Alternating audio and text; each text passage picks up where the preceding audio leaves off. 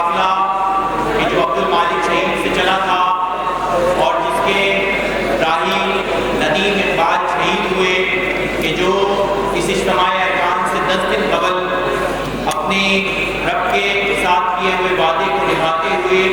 مقبوضہ کشمیر کے اندر 10 سال تک جہاد کے اندر مصروف رہنے کے بعد شہادت کا تمغہ ان کے سینے کے اوپر سجا۔ یہ سب شہادتیں، یہ سب جو ہے وہ شہادتیں جو کہ اس راہ کے اندر پیش کی گئیں، اسلامی جمعیت طلبہ نے صرف یہ شہادتیں کلمہ حق کو بلند کرنے کے لیے، تحریک اسلامی کو قوت بخشنے کے لیے، تحریک اسلامی کا ہراور دستے کا کردار ادا کرتے ہوئے پاکستان کے اندر پیش کی، کشمیر اور افغانستان کے اندر پیش کی۔ تحریک اسلامی کے قائد محترم قاضی حسین احمد صاحب ہمارے درمیان موجود ہیں، امیر جوان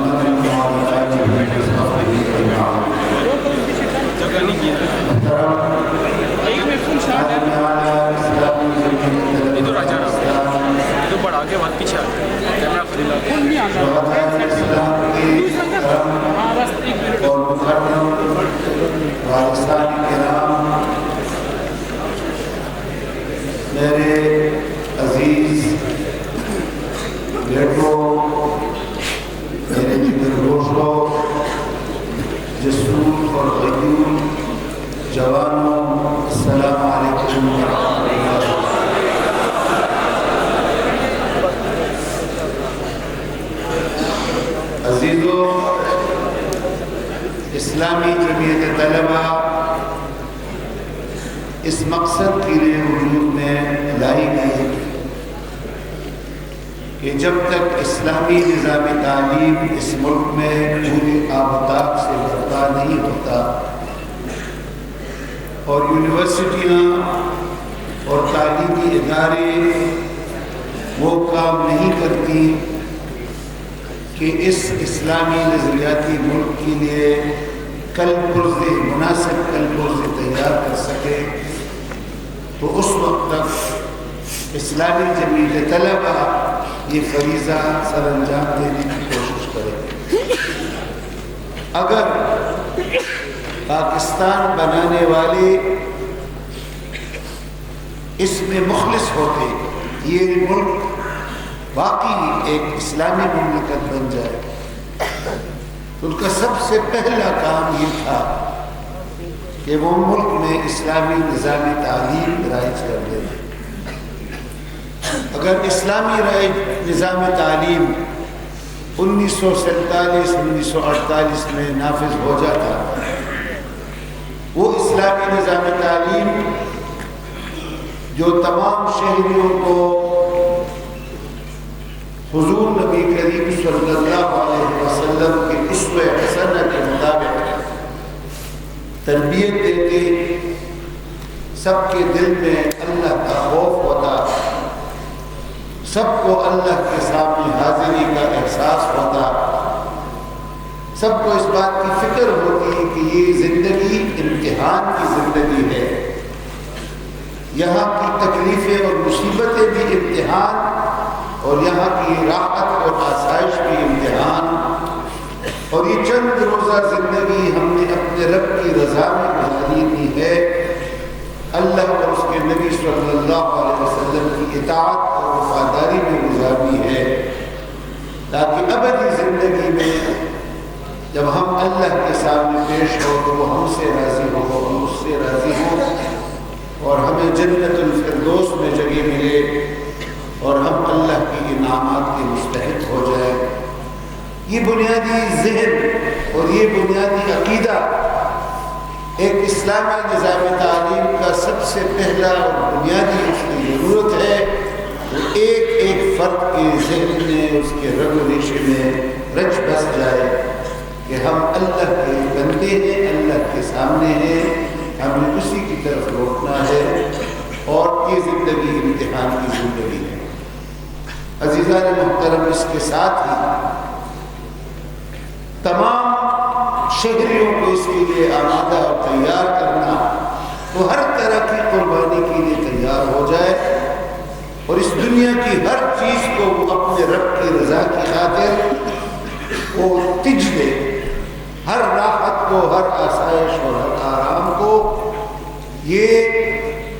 روح اور یہ جذبہ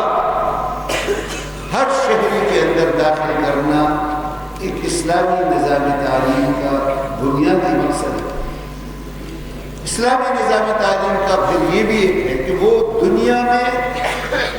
باصلاحیت شہری پیدا کرے، باہنر، ہنرمند،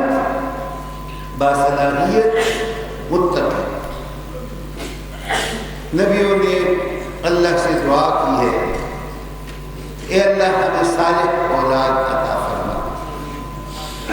صالح کیا ہے؟ سب سے پہلے جب بچہ پیدا ہوتا ہے تو ماں باپ اور عزیز اس کے جسم کو ٹٹولتے ہیں کہ کیا یہ بچہ یہ درست ہے، سالم ہے، اور اس کے ہاتھ، پیر، اس کا دماغ، اس کا سر، اس کی آنکھیں، اس کے کان، جب وہ دیکھتے ہیں کہ صحت مند بچہ اللہ نے دیا ہے تو ایک دوسرے کو مبارکباد دیتے ہیں۔ جب وہ 1.5-2 سال کا ہو جاتا ہے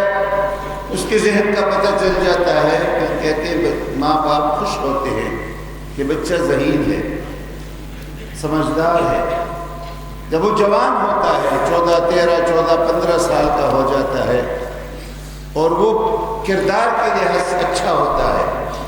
تو پھر ماں باپ مبارکباد دیتے بھی ہیں، قبول بھی کرتے ہیں کہ بچہ باکردار ہے، اعلیٰ اخلاق کا حامل ہے، بلند اخلاق کا حامل ہے۔ اور جب جوان ہوتا ہے، پوری اپنی عمر کو پہنچ جاتا ہے اور اپنے کمال کو پہنچ جاتا ہے، تو پھر جب جسور و غیور ہوتا ہے، جب غیرت مند ہوتا ہے، جب بہادر ہوتا ہے، اور جب ہنرمند ہوتا ہے، باصلاحیت ہوتا ہے، علم سے بھی آراستہ ہوتا ہے، ہنر سے بھی آراستہ ہوتا ہے، تو پھر وہی جوان ہے قبیلے کی آنکھ کا تارا، شباب جس کا بیدار زرق ہوتا ہے، وہ پھر قبیلے کی آنکھ کا تارا بن جاتا ہے۔ یہ باصلاحیت ہے، یہ صالح، صالح اسی کو کہتے ہیں۔ صالح کا مطلب یہی ہے کہ جسم اور اپنی طاقت کے لحاظ سے بھی مضبوط، اپنے کردار کے لحاظ سے بھی مضبوط، اور اپنے اخلاق کے لحاظ سے بھی بہت بلند، اور تمام اپنے قبیلے، اپنے ماں باپ، سب لوگوں کے لیے، اپنی قوم کے لیے باعث فخر۔ عزیزان محترم، اسلامی نظام تعلیم اسی طرح کے باصلاحیت، باکردار اور ہنرمند جوان پیدا کرنے کے لیے اسلامی نظام تعلیم اسی کا نام ہے۔ کہ عزیزان محترم، اسلامی نظام تعلیم ہو تو پوری قوم ایک سانچے میں ڈھل جاتی ہے۔ ہماری قوم کے اندر یہ طرح طرح کے بھانت بھانت کے لوگ ہوتے، 60 سال گزرتے ہیں۔ میں پاکستان بننے کے وقت دوسری تیسری جماعت میں تھا، اور میں اس وقت 70 سال کا بوڑھا آدمی، میری آنکھوں کے سامنے تقریباً 2 نسلیں جن کو میں بچپن میں، جوانی میں، جن کو میں نے بڑھاپے میں دیکھا، رخصت ہو چکی۔ ہماری اپنی جماعت میں ہمارے بانی مولانا سید ابوالعالی مودودی رحمۃ اللہ علیہ، ہمارے مرشد، جن کی دعوت اب ہم سب جمع ہوئی، ہم میں نہیں رہے۔ ہمارے دوسرے امیر میاں طفیل محمد صاحب مدظ اللہ العالی، اب 1913 میں ان کی پیدائش ہوئی ہے، اور اس وقت وہ 94 سال کی عمر تک پہنچ چکے ہیں۔ اللہ تعالیٰ کا ان پر فضل ہے، ان پر احسان ہے کہ چلتے پھرتے ہیں، نماز کے لیے آتے ہیں، لیکن ان کی عمر کے لوگ نہیں رہے، ان کی ہم عمر، ان کے ہم عصر نہیں رہے، رخصت ہو چکے ہیں۔ ہمارے اپنے ساتھیوں میں یہاں پہ ہمارے پہلے امیر صوبہ سرحد کے خان سردار علی خان صاحب، ان کے بعد پھر ارباب محمد سعید خان صاحب تھے، پھر مولانا گوہر رحمان صاحب، پھر ارباب، یہ ان کے بعد حاجی اول اللہ صاحب اور مولانا غلام حقانی صاحب، یہ سب تاج الملوک صاحب، یہ سب رخصت ہو چکے ہماری آنکھوں کے سامنے۔ 2-3 نسلیں ہماری آنکھوں کے سامنے رخصت ہو چکی۔ اگر یہاں پہ اسلامی نظام تعلیم ہو تو پوری قوم ایک سانچے